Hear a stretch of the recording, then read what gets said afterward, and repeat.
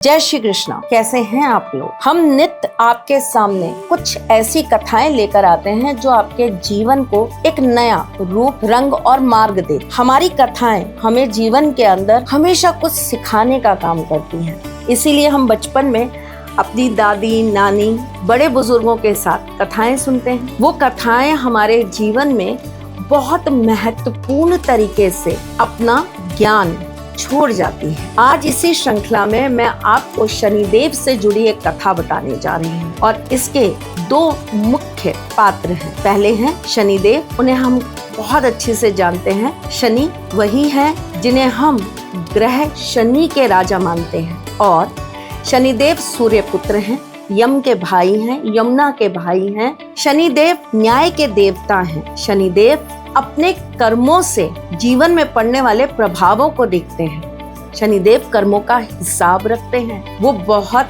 ही सही तरीके से दंड व्यवस्था इंसान के लिए चुनते हैं। तो चलिए अब मैं आपको बताती हूँ राजा विक्रमादित्य के बारे में। राजा विक्रमादित्य ये वो हैं जिनसे हमारा पंचांग चलता है। ये वो हैं जिनकी वजह से हर सिद्धि माँ उज्जैन के अंदर स्थापित है। ये वो हैं जिनकी कथाएं हम बचपन में विक्रम और बेताल के रूप में सुनते थे। इनकी सिंहासन बत्तीसी की कथाएं भी बहुत प्रसिद्ध है। राजा विक्रमादित्य उज्जैन के राजा थे। राजा विक्रमादित्य ने अपनी सभा में 7 ग्रहों को आमंत्रित किया, जिसमें सूर्य यानी कि रवि, जिसमें सोम, मंगल, बुध, गुरु, बृहस्पति जिन्हें हम कहते हैं, शुक्र और शनि थे। उन्होंने जब सभी ग्रहों को आमंत्रित किया तो उन्होंने सबसे अंत में जिसको बैठाया वो शनिदेव थे और उन्होंने शनिदेव को लेकर बड़ी ही गंदी तरीके से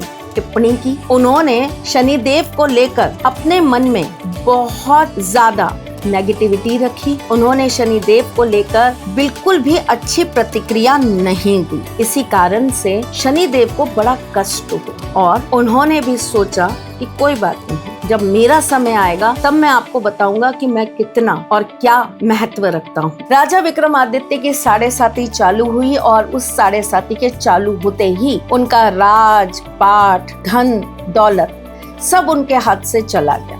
वो भिखारी बन गए। एक सेठ की दुकान पर काम करने लगे। उस सेठ की दुकान पर खूंटी पर एक हार टंगा था जो अचानक से गायब हो गया और उसका इल्जाम राजा विक्रमादित्य के ऊपर आया, जिसके सजा स्वरूप उनके हाथ पैर काट दिए गए। उनका ये जीवन कष्टकारी हो गया। उन्हें और ज्यादा कष्ट मिलने लगे। तब उन्होंने अपने अंदर ये मंथन किया कि ये सब इस वजह से हो रहा है क्योंकि मैंने शनिदेव को तुच्छ समझा। मैंने उनका महत्व ही नहीं जाना। मैंने उनका कहीं ना कहीं अपमान किया, उनका दिल दुखाया। मैं इन्हीं सब वजह से ये आज का दिन देख रहा हूँ। राजा विक्रमादित्य ने उसी पल ये प्रण लिया कि मैं अपनी गलती को सुधारूंगा और पश्चाताप करूंगा। बस उसी दिन से वो शनिदेव की पूजा करने लगे, शनिदेव को नित्य स्मरण करने लगे। शनिदेव न्याय के देवता हैं। अगर आप अच्छा करेंगे, सही कर्म करेंगे तो वो आपको उसका फल जरूर देंगे। राजा विक्रमादित्य से प्रसन्न होकर शनिदेव ने उन्हें पुनः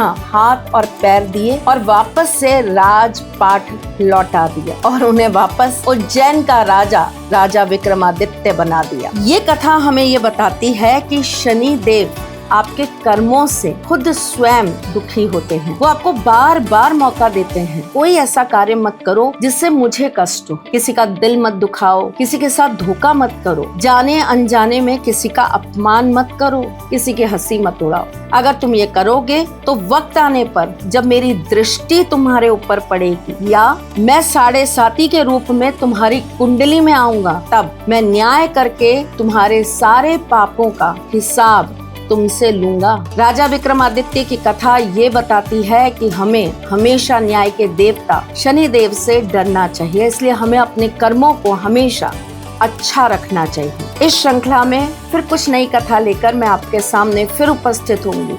तब तक के लिए नमस्कार।